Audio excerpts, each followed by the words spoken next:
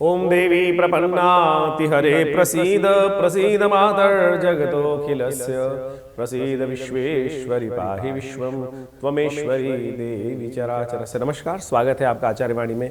हम आज बात करने जा रहे हैं मकर राशि वालों के लिए जनवरी का मध्यकाल क्या कुछ लेके आया है, ग्रहों का योगायोग। देखिए, मकर राशि वालों के लिए ये समय जो जनवरी का मध्यकाल है बहुत महत्वपूर्ण है। देखिए, सूर्य आपकी राशि में आ रहे हैं और मकर में जब सूर्य आते हैं ना तो मकर संक्रांति का योग बनता है। सूर्य उत्तरायण होते हैं, पूरे संसार को नव शक्ति का प्राप्ति के योग बन जाते हैं।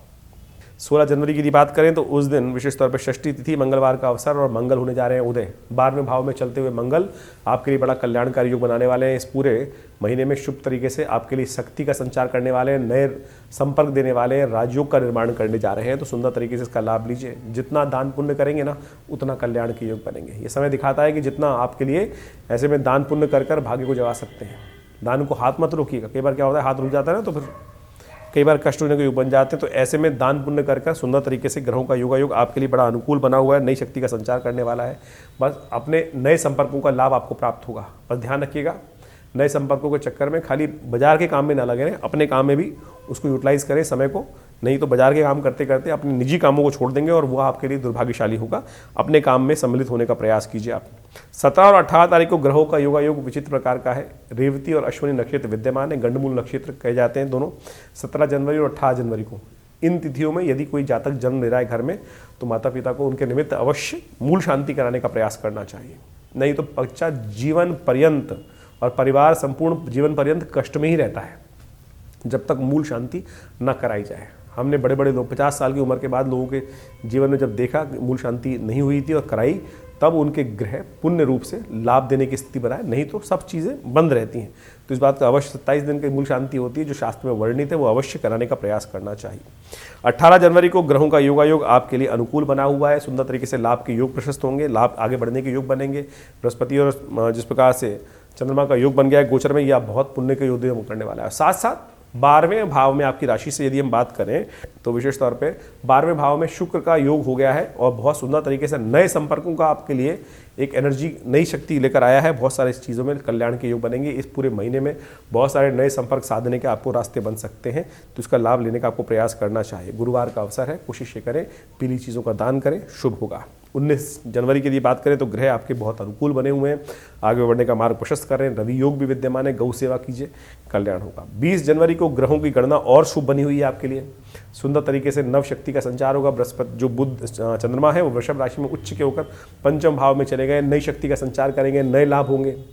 आपके लिए बहुत सारी चीज़ ऐसी होंगी, अपनी चाल में मस्त होकर चलने का प्रयास कीजिए। ग्रह योग स्थिति अच्छी है, आपको आगे बढ़ने के सुंदर योग बनते दिखाई दे। शनिवार का अवसर है, हो सके तो साबुत उड़द का दान करना, मंगल हनुमान जी का पाठ करना, हनुमान जी को चोला चढ़ाना, ये सारे उपाय कल्याणकारी आपके लिए रहने वाले हैं। देखिए, ग्रहों का योग बड़ा विचित्र है। ऐसे में विशेष तौर पर हम सब चीज़ों को समझते हुए कार्य करने का प्रयास करना चाहिए। जैसे इन दिनों विशेष तौर पर संक्रांति का सुंदर योग बन रहा है। संक्रांति के सुंदर योग पर हमने आपको बताया कार्यक्रम में, आप बहुत सारे कार्य उपाय कर सकते हैं, क्योंकि इस बार की संक्रांति जो है रविवार के दिन पड़ रही है। और रविवार के दिन संक्रांति जैसे पड़ती है तो वो समस्त प्रकार के कष्टों को दूर करने के लिए आती है। सूर्य कीर्ति का प्रतीक है, यश का प्रतीक है, आपके अंतरात्मा का प्रतीक है।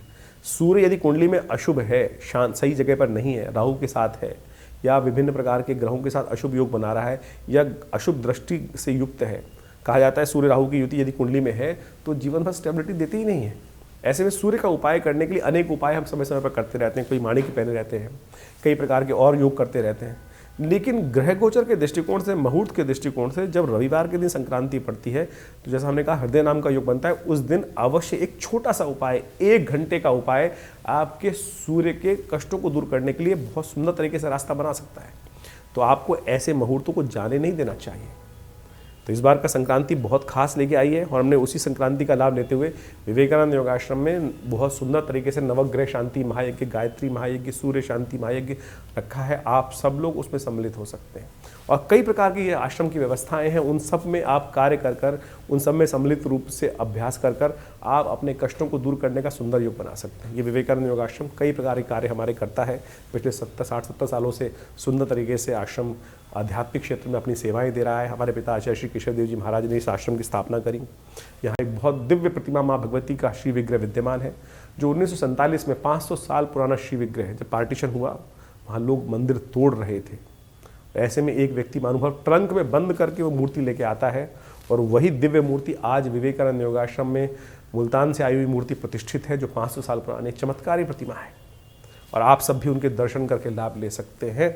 और अमावस्या भी पड़ रही है इन दिनों में, तो अमावस्या की तिथि में भी विशेष तौर पे हमने आश्रम में बहुत सारे कार्यक्रम रखे हुए हैं अपने पितरों के निमित्त। यदि कोई पितृ ऋण समस्या है और उनके लिए गायत्री कराना चाहते हैं तो वो सब भी आश्रम में सुंदर व्यवस्था रहती है। आप उसके लिए उन बहुत सारे कार्य, तर्पण के कार्य, ब्राह्मण भोजन के कार्य, उन सब सुविधाओं का लाभ हमारे विवेकानंद योगाश्रम के साथ जुड़कर ले सकते हैं। हमारे यहाँ नित्य 8 घंटे करीब यज्ञ होता है हर रोज़। आज भी भारतीय संस्कृति यज्ञ प्रधान संस्कृति है और विवेकानंद योगाश्रम में नित्य प्रति 8 घंटे यज्ञ पिछले करीब 50-60 सालों से चलता है। रविवार वाले उस यज्ञ में सब लोग सादर आमंत्रित रहते हैं, कोई शुल्क नहीं लिया जाता। रविवार के उस यज्ञ में भाग लेने से भी आप आइए, स्नान करके शुद्ध तरीके से यज्ञ में बैठें। विशाल भंडारे का कार्यक्रम रहता है, बहुत सारे कार्यक्रम समय समय पर चलते रहते हैं। आप सब भी हमारे इस विवेकानंद योगाश्रम में आकर भारतीय संस्कृति के बहुत सारे चमत्कारों को समझ सकते हैं, जान सकते हैं। करीब 50 के करीब विभिन्न पुस्तकें भारतीय पराविद्याओं पर आश्रम के द्वारा प्रकाशित की जा गई हैं। इसके अलावा योग, प्राकृतिक चिकित्सा, आयुर्वेद का एक बहुत बड़ा स्वास्थ्य करीब 50 बेड का हॉस्पिटल यहाँ विद्यमान है और यहाँ पर भी बहुत सारे चिकित्सा के दृष्टिकोण से कार्य किए जाते हैं। आप भी इसमें जुड़ सकते हैं। विवेकानंद योगाश्रम पिछले करीब 50 सालों से सामने का काम कर रहा है, तो आप आइए, स्वागत है आपका विवेकानंद योगाश्रम में। धन्यवाद, नमस्कार।